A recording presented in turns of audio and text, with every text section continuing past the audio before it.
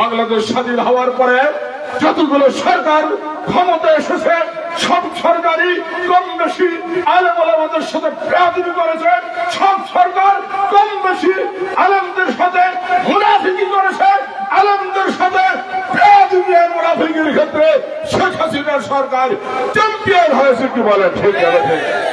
আমার ভাইয়ের, আমার বন্ধুরা, লুটপাটের ক্ষেত্রেও তাই, টেন্ডারবাজির ক্ষেত্রেও তাই।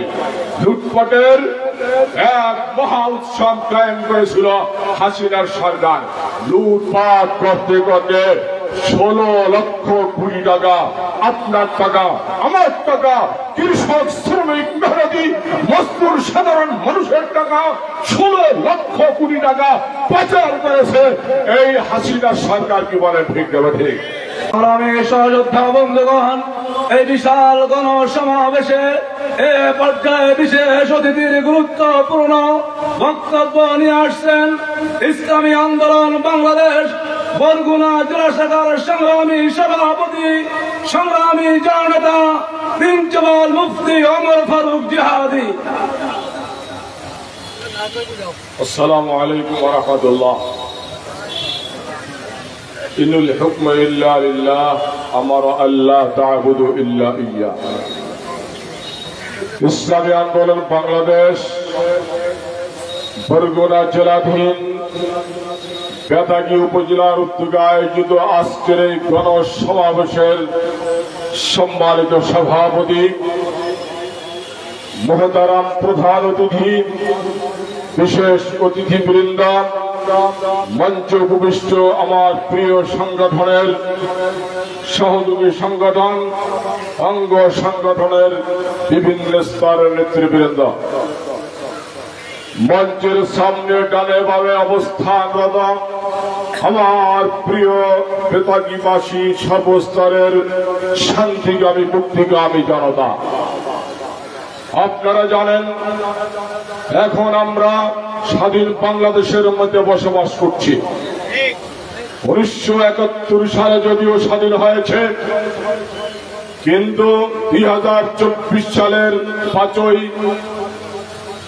আগস্টের পর থেকে যেভাবে স্বাধীনতার ফসল, স্বাধীনতার ফলাফল ভোগ করছি, 5 তারিখের আগে সেই রকম ভোগ করতে পারি নাই। কি বলেন ঠিক না ঠিক? আমার ভাইয়ের, আমার বন্ধুরা, বাংলাদেশকে পরিপূর্ণ স্বাধীন করার জন্য আমাদের মূলত, আমি বলবো মূলত 3টা স্বাধীনতা যুদ্ধ করতে হয়েছে।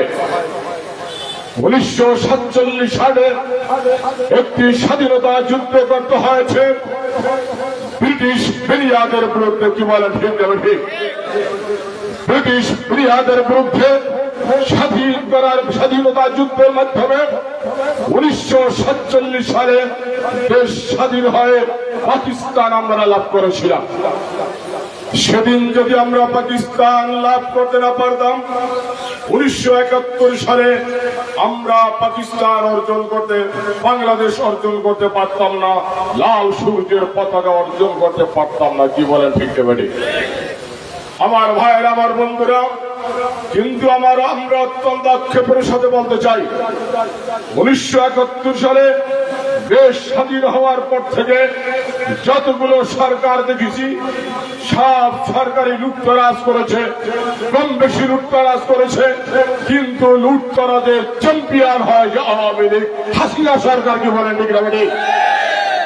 স্বাধীনতা যুদ্ধের পরে, দেশ স্বাধীন হওয়ার পরে যতগুলো সরকার ক্ষমতা এসেছে সব সরকারি রক্ত পিপাসী ছিল, সব সরকারি খুনি ছিল, কিন্তু খুন আর রক্তপাতে চ্যাম্পিয়ন এবং ফার্স্ট ক্লাস ফার্স্ট হয়েছে আওয়ামী সরকার, হাসিনা সরকার। কি বলেন ঠিক না ঠিক?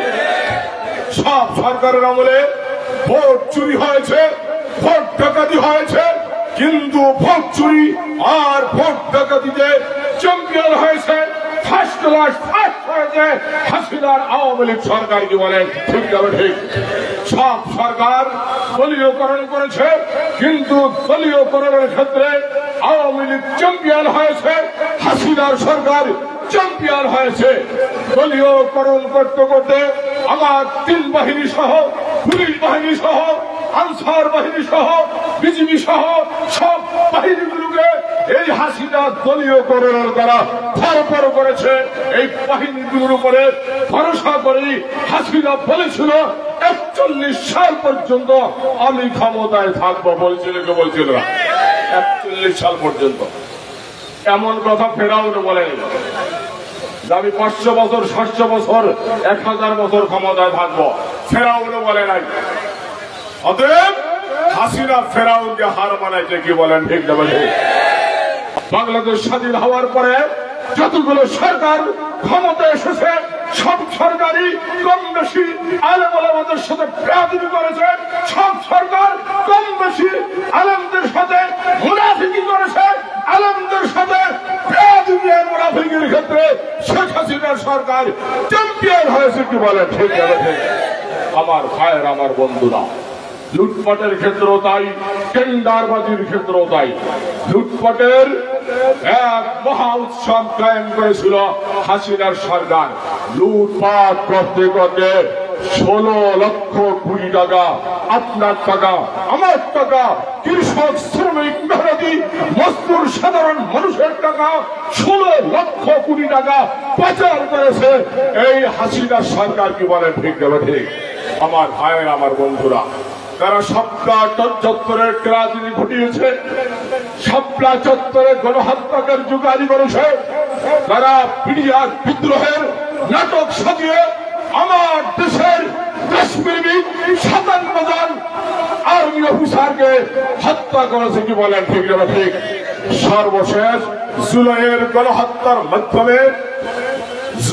গণহত্যার মাধ্যমে হাসিনা প্রমাণ করল গোটা বিশ্বের ইতিহাসে হিটলারের যে সবচেয়ে বড় খুনি হলো হাসিনা, কি বলেন ঠিক না?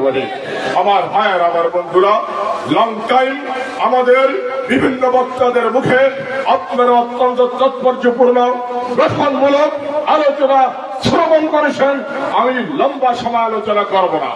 আমি সর্বশেষ বলতে চাই, যদি দুর্নীতিমুক্ত একটা বাংলাদেশ করতে চাই, যদি টেন্ডারবাজি মুক্ত একটা বাংলাদেশ করতে চাই, যদি আত্মীয়করণ, স্বজনপ্রীতিকরণ, দলীয়করণ মুক্ত একটা বাংলাদেশ করতে চাই, কোন মানুষের মুখে যদি আমরা হাসি ফুটাতে চাই, তাহলে আগামী নির্বাচন আসুন আমরা ইসলামী আন্দোলনের পতাকা তোলে ঐক্যবদ্ধ হয়ে হাত পাখাকে জনতার সামনে সমুন্নত করে তুলি।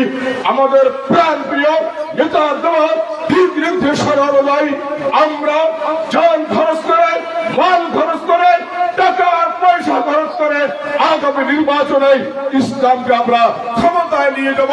আগামী নির্বাচনের মাধ্যমে জাতীয় সংসদে আমরা ইসলামকে নিয়ে যাব। কে কেরা যে আল্লাহু আকবার। আমার ভাইরা, কিন্তু একটা বিষয়ে সজাগ দৃষ্টি আমাদেরকে রাখতে হবে। আগামী নির্বাচন যখন আসে মুনাফিকের দৌরত্ব বেড়ে যায়, কি বলেন ঠিক না? ঠিক। আমরা এমনি ভাবে চোখ কান খুলে রাখবো, মুনাফিকের কোনো কথায় কান দেবো না, মুনাফিকের গর্তে আমরা পা দেবো না।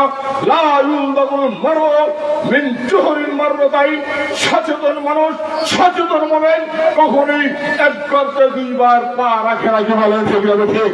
স্বাধীন হওয়ার পর থেকে বারবার আমরা একই গর্তের মধ্যে পা দিয়েছি।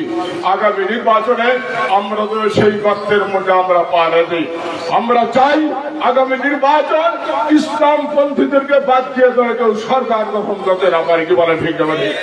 আমরা পারস্পরিক ভ্রাতৃত্বের বন্ধন, আমরা যারা ইসলাম চাই, ইসলাম প্রতিষ্ঠা করতে চাই, তাদের মধ্য থেকে সব রকমের ভেদাভেদের অবসান ঘটিয়ে ইসলাম পন্থীদের মধ্যে আন্তরিকতার সৃষ্টি করতে হবে, পারস্পরিক মিল মহব্বতের সৃষ্টি করতে হবে।